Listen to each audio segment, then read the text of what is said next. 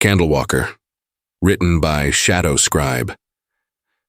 The room was dark and empty, a spare room that I hadn't had the chance to do anything with. The electricity had gone out sometime earlier that night, so I had no way to tell time and no source of light except for the flashlight in my hand, my lighter, and the candle I had brought just in case. I was sitting with my back in the far corner of the room, flashlight pointed straight at the door on the other side of the room. The beam of light danced on the wall across from me as my hand shook, terrified although I had no idea what had been stalking me that day. It started as I was coming back to the old house from the store. I didn't have a care, so I biked, carrying my groceries in 2 plastic bags and a crate hooked up to the rear of my bike. When I got home, I noticed that I was missing a bag of groceries. It must have fallen off when I was riding home. Thinking it nothing more than unfortunate luck, I picked up the 1 bag and headed inside. After all, I could do without canned goods for a few days. I opened the door and almost immediately tripped on something piled in a heap at the foot of my door just inside the house. The groceries from the bag I was holding flew into the air and scattered as they hit the ground. When I looked back to see what had tripped me, there was a sloppy pile of canned food. Since I never locked my door, I simply dismissed it as a Good Samaritan act from someone who lived in the area and was too shy to introduce themselves. I picked up all the food and stowed it away in the kitchen. It was getting to be about nighttime, so I headed upstairs to my bedroom, got a good book, flipped the switch on the bedside lamp, and entrenched myself in a good story. As the night went on, I started to hear weird noises coming from downstairs in the kitchen. I told myself it was just my imagination, because every time I would notice the sounds, they would stop, and when I went back to the story, they would pick up again. My imagination would do that to me from time to time. Before I was able to finish my chapter, the lamplight flickered out. I put my book down, still open and pages down to save my spot, and went to turn on the main light. Unfortunately, it didn't come on either. The power was out. As I tried to remember where the circuit breaker was, the noises from downstairs resumed. It sounded like someone rummaging around in my kitchen. I grabbed a flashlight from the nightstand drawer, a bat from underneath my bed, and headed downstairs, each of the steps creaking on my way down. When I got to the kitchen, the noises stopped. Bat ready, I pointed my flashlight all around to see where the intruder was, but saw no one. What I did see was the canned food I had recently put away was stacked neatly in a pyramid fashion just beneath the kitchen table. I swallowed hard, thinking that someone was either playing some prank or some sick, twisted game. Slowly, I crept towards the table, feet wet from orange juice and milk that had been spilled on the floor. When I got close to the table, I could hear breathing coming from beneath it. I stooped down to look, but saw nothing. Slowly, I reached out to touch the pyramid of cans. As soon as my hand made contact, the cans scattered. It was as if something burst through them, scattering them in all directions. I fell back onto the soaked floor and dropped the flashlight. As I frantically grasped for the light, I heard the sound of feet splashing through the puddles on the floor and run out of my kitchen. I got up and slowly followed the footprints made of the juice and milk mixture. What struck me as odd was that they weren't human footprints. They were the same width and length, but the toes were much longer, almost as long as fingers. I followed them towards the front door, where they disappeared. I relaxed a little, just thankful that whatever it was gone, but I didn't loosen my grip on the bat. Slowly, I walked backwards towards the stairs again, planning on locking myself up in my room and waiting till morning. As I did, it sounded like something wet hit the wooden floor in front of me. I pointed my flashlight down at the floor and my heart stopped. There was a new footprint. This one pointed at me. I took another step back, another wet slap, another footprint. I turned and ran, tripping up the stairs but making it up to my room. I slammed the door shut, locked it, and pushed the bed up against it, knocking my book down in the process. I set the bat down on the bed for a second and grabbed a lighter and candle out of my nightstand, just in case I would need it. That's when I heard the first squeak. Whatever it was mounting the first step in the staircase. Frantically, I ran to the opposite side of the room where there was a door that led to a spare room. Upon hearing the second step creak, I threw open the door, which didn't have a lock, ran inside, and headed to the far corner. I sat there quietly, breathing heavily, heart pounding in my ears. I realized that I left my bat on the bed, but was convinced by the creaking of the third and fourth step that it wasn't worth going out to get it, and I sat there, counting the steps as they creaked. 6, 7, 8, 9, 10. It was getting closer. My hands shook as a tear ran down my cheek. What was going on?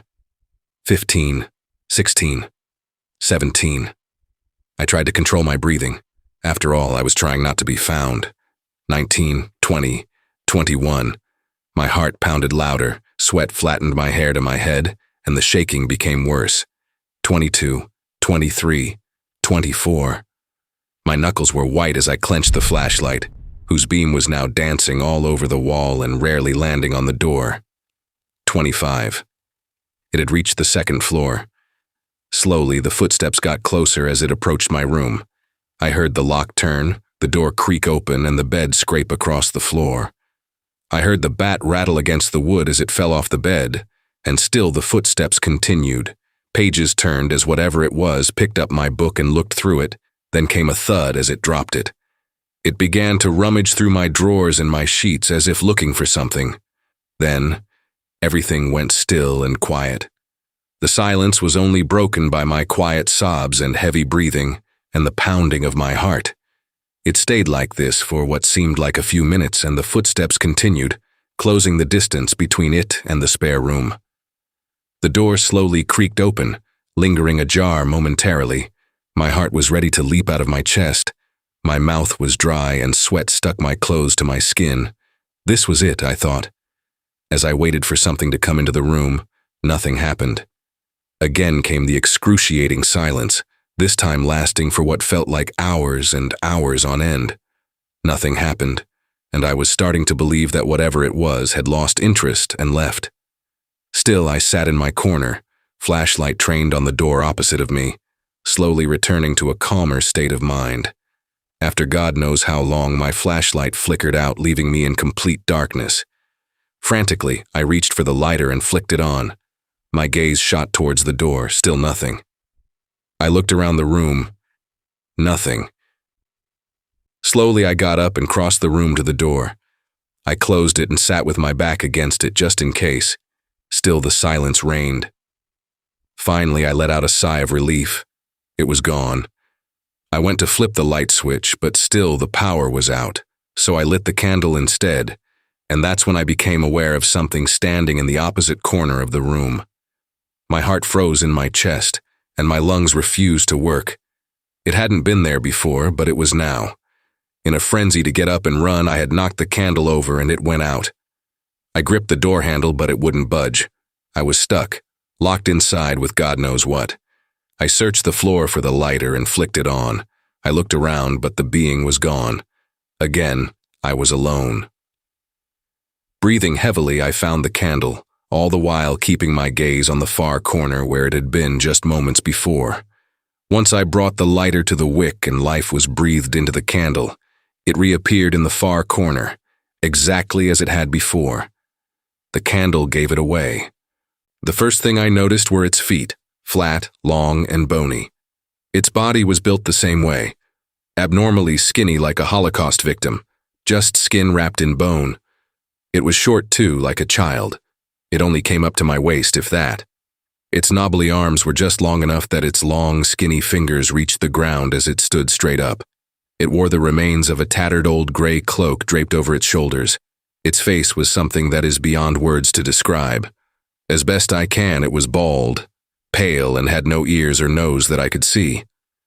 The mouth was thin and lacked proportion, much like the rest of its body. And the eyes? The eyes were round and lifeless, black orbs that simply reflected the candlelight. As I stared at it, its eyes seemed to calm me down. My heart rate slowed, my breathing steadied, and the urge to run faded away. Something about its eyes kept me gazing into them, unable to move, not wanting to if I could. I began to realize that it had followed me for quite some time. Not just since the grocery store, but it had been there when I was a child, watching me, waiting for me. It had followed me since then, and it had a purpose for me. I could feel its gaze drawing me in, helping me realize that I belonged with it. It stepped forward, slowly putting one foot in front of another, dragging its fingers across the ground. It came right up next to me, its gaze never leaving mine. As I stared down at it, and it up at me, it slowly raised one arm, holding out its long, thin hand.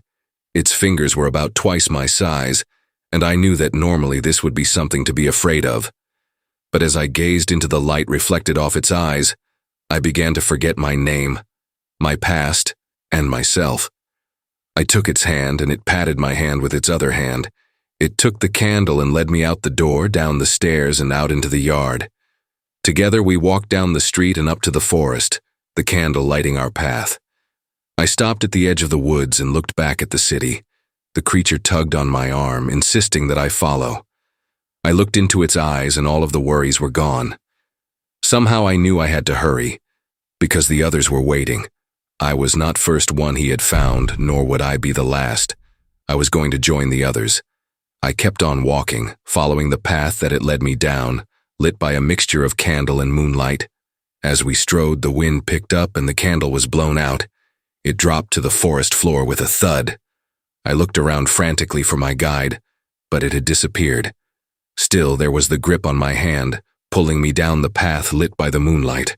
I would never be seen again.